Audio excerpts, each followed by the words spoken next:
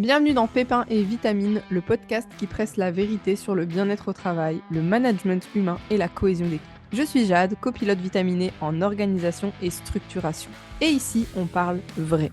Des galères, des réussites et surtout des solutions pour remettre du peps, du sens et de la clarté dans ton quotidien pro. Alors, est-ce que tu es prêt ou prête à transformer tes pépins en vitamines? C'est parti pour ton shot d'énergie du jour. Aujourd'hui, je voulais faire l'analyse d'un cas client que j'ai eu récemment pour vous montrer tout simplement comment j'ai procédé en fonction du contexte, de la problématique de base, comment j'ai fait pour améliorer la gestion de son équipe et plus précisément la gestion RH, la gestion admin, on va dire, de son entreprise et de ses employés. Le contexte ici, c'est une gérante d'une boutique de prêt-à-porter et qui m'a demandé de réaménager tous ses dossiers d'employés, etc. pour avoir des dossiers qui soient légaux, qui soient bien en ordre, etc. Donc j'ai toutes mes notes sur mon ordinateur, donc ne vous étonnez pas si je détourne le regard, j'ai tout noté, je me suis posé un peu une trame en fait que je vais suivre à chaque fois que j'examinerai un cas client, tout simplement. Désolée pour la voix de canard, je suis un peu enrhumée. Donc le contexte, c'est une gérante d'une boutique de prêt-à-porter qui jonglait avec une masse de documents RH qui étaient dispersés dans plusieurs fardes et incomplets. Elle trouvait important d'avoir des dossiers qui soient conformes et bien tenus pour ses employés, donc elle a fait appel à moi pour structurer tout ça. L'objectif était vraiment de réorganiser tous ces dossiers individuellement, aussi mettre à jour et de clarifier son règlement de travail. Et tout ça, c'est super important pour moi, c'est vraiment cette structure que je veux apporter avec les personnes avec qui je travaille pour que ensuite, derrière, les employés qui travaillent dans ces entreprises se disent « j'ai tout en ma possession », tout est bien rangé, tout est bien organisé, on se sent bien. Pour moi, c'est hyper important. On se sent un peu en sécurité. C'est une maison qui est en désordre, on se sent pas bien, on a besoin de ranger. C'est pareil dans les entreprises avec lesquelles on travaille. Donc je prends ma petite trame, à savoir que la trame, je l'ai demandé à Claude, donc qui est une IA. Je lui ai dit voilà, j'aimerais bien faire des études de cas clients, est-ce que tu peux me préparer une trame? Donc il m'a posé plein de questions, donc c'est un peu cool parce que c'est un peu comme si quelqu'un d'autre me posait les questions pour examiner vraiment en détail. Ça va se diviser en 5 phases. On va avoir tout d'abord le pépin. Donc la phase 1, le pépin, c'est le problème initial. La phase 2, le diagnostic, donc mon analyse. La phase 3, qui va être la vitamine, donc ma solution. La phase 4, les résultats, donc l'impact concret. Et la phase 5, les apprentissages, donc tout ce que ça nous apprend. Je vais essayer de pas trop m'éterniser parce qu'il y a quand même beaucoup de questions. Le contexte de départ, donc qui est le client? Donc elle, comme je disais, c'est dans un secteur d'une boutique de prêt-à-porter, de vêtements pour femmes uniquement. La taille de son équipe, alors elle a 6 employés plus elle, donc elles sont 7. Quelle était la situation problématique? En fait, elle avait tout plein de documents RH, documents admin de ses employés un peu éparpillés partout et elle voulait faire un truc clean pour que déjà ses employés puissent retrouver leurs documents et que tout soit en ordre et qu'en plus de ça, légalement, voilà, que tout soit en ordre dans son entreprise. Quels symptômes étaient visibles? Il n'y avait pas vraiment de symptômes. En vrai, c'est des nanas qui sont vendeuses dans une boutique de prêt-à-porter. Donc clairement, c'est pas le profil où elles sont hyper à cheval sur l'admin, les dossiers, etc. Surtout que c'est une ambiance très familiale. Parmi ces 6 employés à cette gérante, il y en a 3 qui sont ses propres filles. Donc clairement, on est sur un milieu de confiance, il n'y avait pas vraiment de symptômes visibles à la base, plus une préoccupation plutôt, disons, pour l'avenir de au cas où elle se fait contrôler, quoi que ce soit, elle voulait vraiment mettre les choses au clair et elle s'est dit voilà, c'est le moment, j'arrête de repousser constamment. Donc je réponds un peu à la question d'après, quel était le déclencheur qui l'a poussé à agir? C'était vraiment ça en fait, c'était plus dans j'arrête de repousser, je me mets enfin dessus. Donc qu'est-ce qui ne fonctionnait pas concrètement? Quelles étaient les conséquences sur le quotidien des équipes et quels signaux d'alerte avait-il remarqué? Parce qu'il ne fonctionnait pas concrètement, c'est si un jour on a des personnes qui sont en arrêt, des infos à compléter, je sais pas, on prend le cas d'un accident de travail, donc à savoir que je suis en Belgique, donc tout ce que je vous donne comme info sont des infos belges. Je ne sais pas comment fonctionnent les accidents de travail en France, mais en tout cas, en Belgique, on a besoin des infos sous la main, d'avoir les adresses, les numéros de téléphone, etc.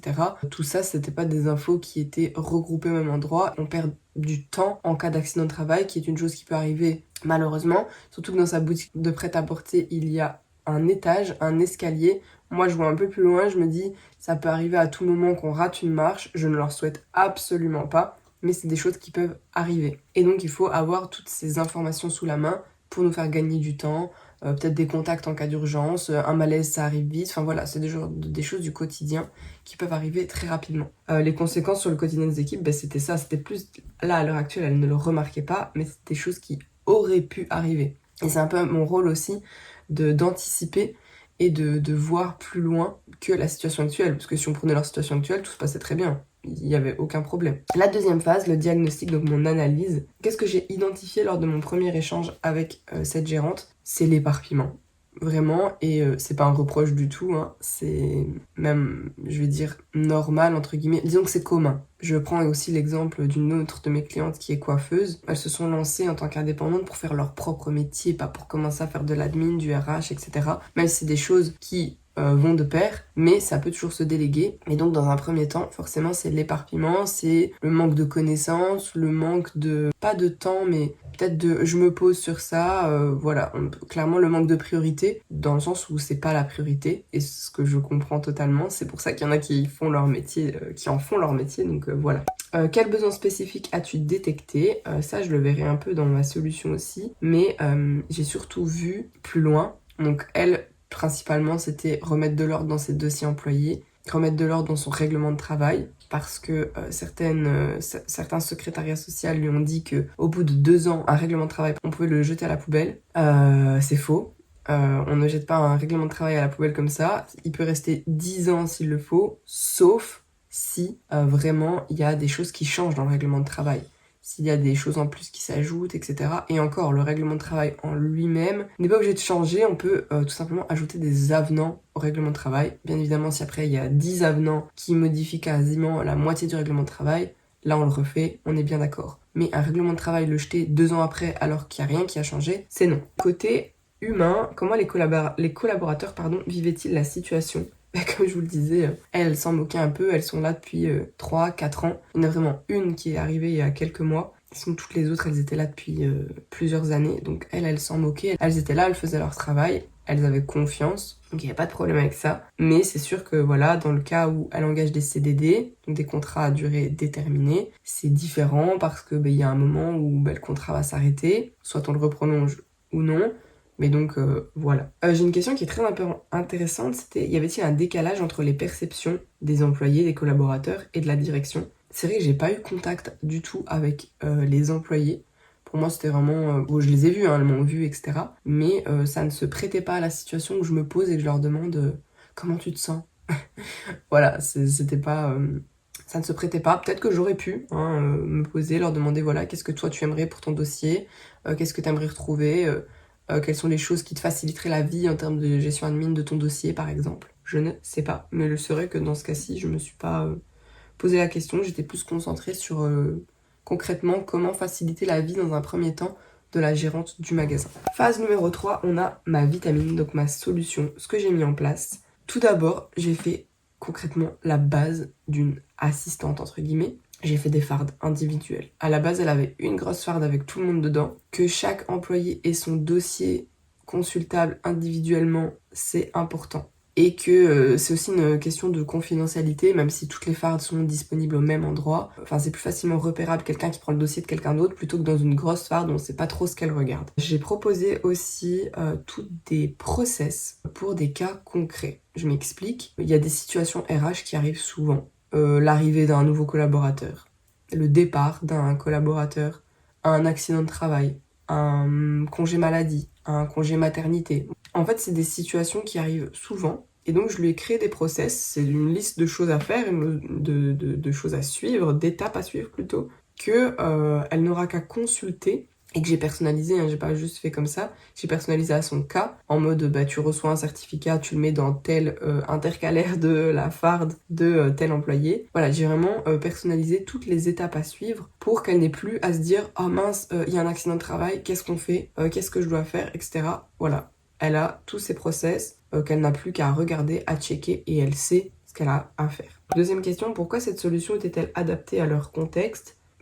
Comme je le dis, une gérante d'un magasin de prêt-à-porter, elle, son cœur de métier, c'est juste d'embellir les femmes qu'elle conseille, de conseiller, revaloriser aussi les personnes qu'elle va habiller dans sa boutique, etc. De trouver des pièces uniques, des pièces qui vont plaire à sa clientèle. Clairement, l'admin et le RH, mais elle en a rien à cirer, clairement. Et je le comprends. Elle s'est lancée pour faire plaisir aux femmes qu'elle accompagne, pour faire plaisir à sa clientèle et pour que les femmes ressortent avec le sourire de sa boutique. Donc pour moi, c'était hyper important de mettre en place des dossiers très clairs, de mettre en place des process, parce que je voyais plus loin, très clairs. Et donc voilà, quelle étape concrète j'ai suivie? J'ai pas vraiment eu d'étape, ça m'est venu un peu naturellement.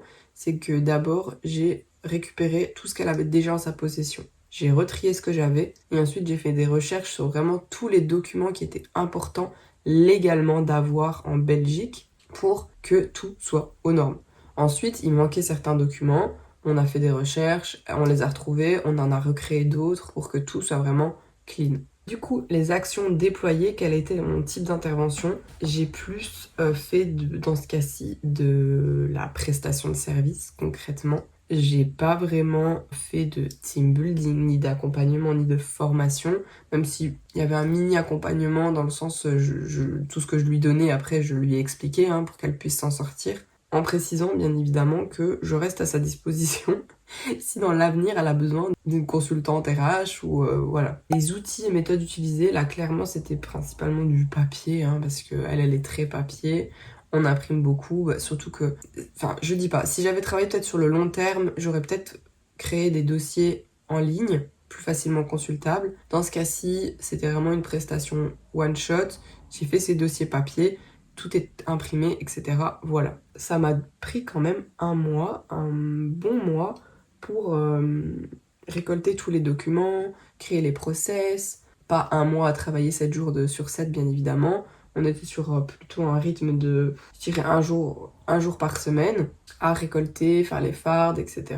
Franchement, je me suis amusée. Faire tout ça tout le temps, du classement, etc., j'aimerais pas. Mais un petit peu, ça me permet de ranger un peu... c'est le côté un peu rangement que j'aime bien. Et donc avoir un petit contrat comme ça de temps en temps de rangement ou quoi que ce soit, j'adore énormément. Mon positionnement de copilote, dans ce cas-ci, comment j'ai co-construit avec eux, je me suis mise à leur place. Je sais que l'admin, c'est pas le kiff de tout le monde. Surtout, comme je le dis encore une fois, elles sont là pour gérer sa boutique, proposer des vêtements qui vont aux morphologies de chacune. Clairement, l'admin, le RH, c'est pas leur délire. Je me suis mise à leur place pour me demander mais qu'est-ce qui pourrait les soulager? Je sais que le plus dur, c'est quand on est face à une situation et qu'on ne sait pas quoi faire. C'est pour ça que j'ai mis ces process en place. Maintenant, j'ai co-construit avec cette gérante où je lui demandais constamment qu'est-ce que tu préfères? Est-ce que tu préfères ça? Est-ce que tu préfères ça? Bon, c'était assez cool parce qu'elle m'a dit je te laisse carte blanche, je te fais confiance, je sais que t'es hyper organisée. Donc ça c'était assez cool. Mais donc voilà, une question hyper importante, quel ajustement en cours de route? C'est qu'au début, le règlement de travail, je lui ai dit on laisse comme ça. Elle m'a dit oui mais ils m'ont dit que je devais le jeter, donc ce que je vous ai expliqué. Du coup en fait j'ai refait le règlement de travail après derrière, ce qui m'a pris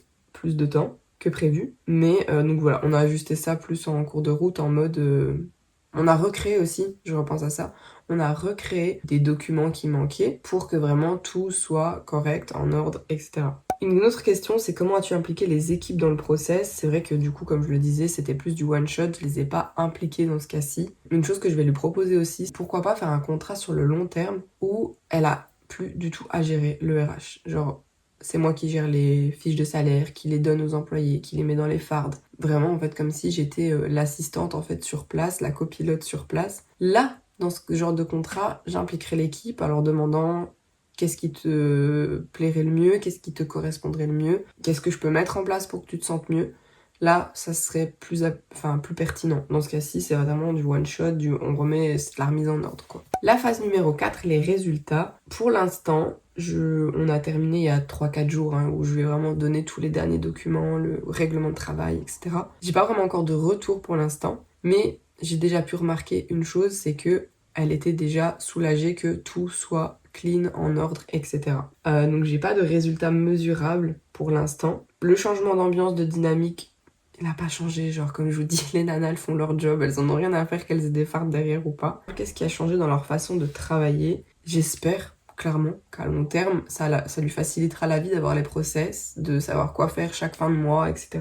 Si elles ont installé des nouvelles habitudes, etc., je ferai peut-être un récap d'ici un mois, lui demander si tout va bien. Voilà. Phase numéro 5, les apprentissages. Donc qu'est-ce que ça nous apprend? Donc, quelles leçons clés retenir de ce cas? c'est que clairement c'est normal que vous soyez devenu entrepreneur, vous lancez en tant qu'indépendant dans un domaine qui est le vôtre. Et que vous, les suivis de vos équipes, peut-être qu'à bout d'un moment vous êtes obligé d'avoir une équipe, mais que le suivi de l'équipe, ça vous prend beaucoup de temps. Vous êtes dispersé parce que vous avez peut-être plusieurs membres et le temps de passer sur chaque membre, en fait ça vous fait perdre du temps sur ce que vous avez envie de faire, de créer des choses concrètes pour vos clients, d'accompagner vos clients vers la transformation que vous apportez. Et du coup, en fait, mais clairement, c'est normal qu'en fait, vous perdiez du temps et que ça vous saoule et que, ou peut-être juste, vous avez envie de passer plus de temps sur ce qui vous fait kiffer. Donc, vraiment, une chose à retenir, c'est que c'est normal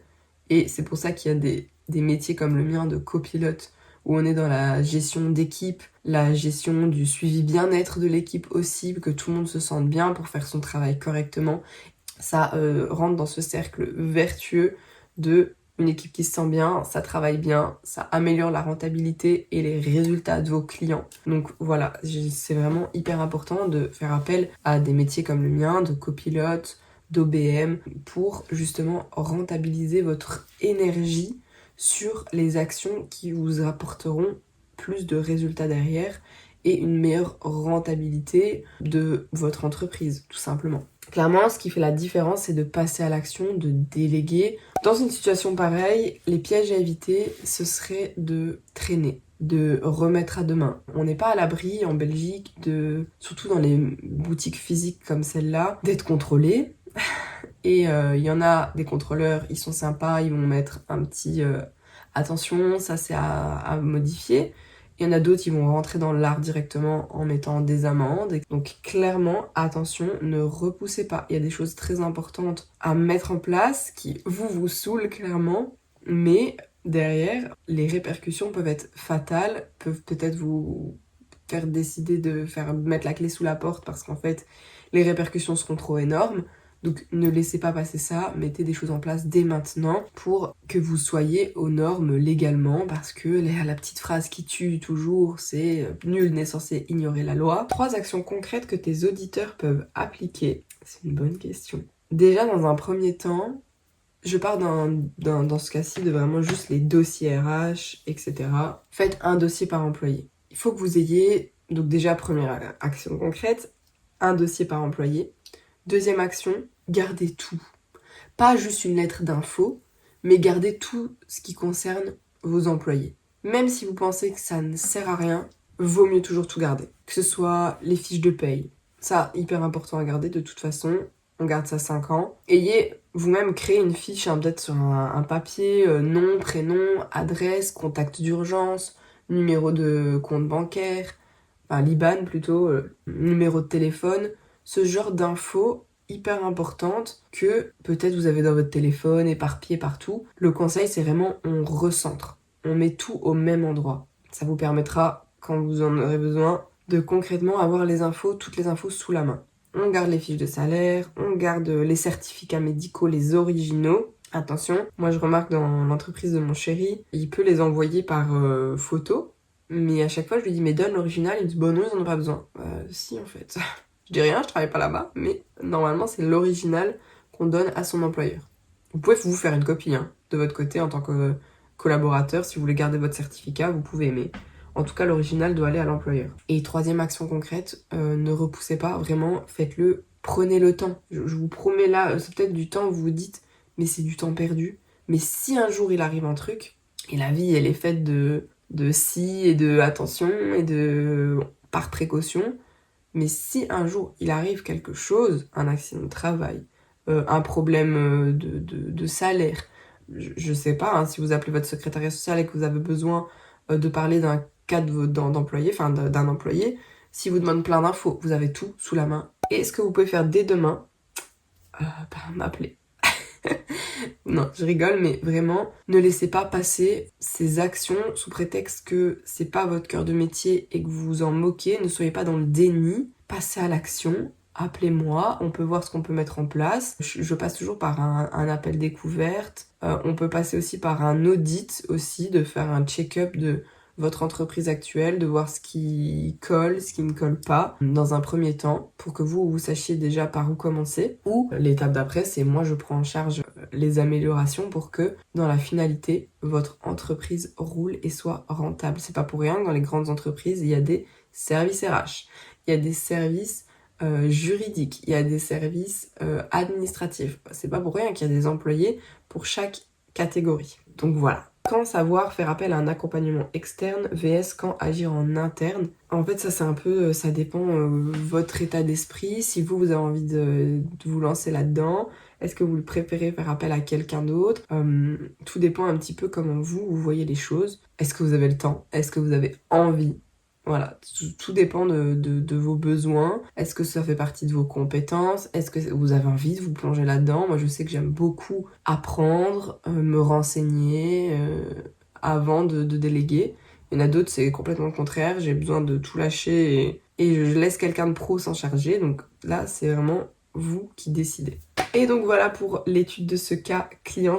Merci d'avoir écouté cet épisode de Pépins et Vitamines. Si cet épisode t'a plu, pense à le partager à un collègue, un manager ou un ami qui aurait bien besoin d'un petit coup de boost au travail. Et pour encore plus de pépites vitaminées, retrouve-moi sur LinkedIn, Instagram et Facebook, toujours sous le nom Jade Broé. Ou abonne-toi pour ne rien manquer des prochains épisodes. Souviens-toi, chaque petite action compte pour transformer ton environnement de travail en un espace plus humain, plus motivant, plus vivant. À très vite pour un nouveau shot d'énergie et d'ici là, prends bien soin de toi et de ton équipe.